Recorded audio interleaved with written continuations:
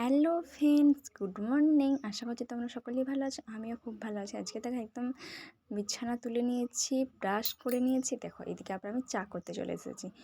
দুধটা একটু কম হয়েছিল, তাই আর একটু দুধ দিয়ে দিলাম। ঠিক আছে, এই দেখো আমার চা প্রায় হয়েই গেছে। এবার আমি চাটা ছেঁকে নেব। আজকে সকালে সকালে এটাই আমার ডিউটি। চলো, আমার ছাঁকা হয়ে গেছে। এবার আমি চাটা সবাইকে দিয়ে দিই। বন্ধুরা, আমি চা দিয়ে আমি চা খাবো না, আমি হরলিক্স খেয়ে এবং মাকে একটু আমি সবজিটা কেটে দিচ্ছি। আমি এখন আলু ছুলছি। তো বন্ধুরা, ভিডিওটা যদি তোমাদের ভালো লেগে থাকে তাহলে লাইক, কমেন্ট, শেয়ার করে দিও, ঠিক আছে?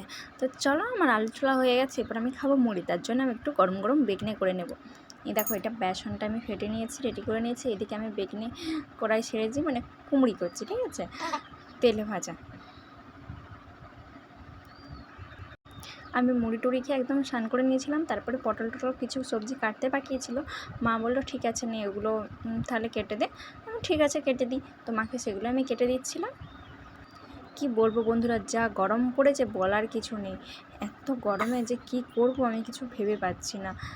প্রচণ্ড গরম লাগছে। দুদিন ঠান্ডা ওয়েদারটা ছিল, বেশ ভালো লাগছিলো। এখন প্রচণ্ড গরম। তো বন্ধুরা, তোমরা প্লিজ আমাকে একটু সাপোর্ট করে আমার ভিডিওটা একটু লাইক কমেন্ট করে দেবো এবং সবার আমার পরিবারের সদস্যটা বলে দেবো। জানো বন্ধুরা, আমি একটা ভিডিও করেছিলাম, ভিডিওটা ডিলিট হয়ে যেতে আমার মনটা খুব খারাপ হয়ে গেছিলো। কী আর করবো, তোমরা আমাকে একটু সাপোর্ট করো। এই দেখো, এত গরমের মধ্যে আমি ভাবলাম আমি আর থাকতে পারবো না, আমি একটু গ্লুকন্ডি খেয়ে নিচ্ছিলাম।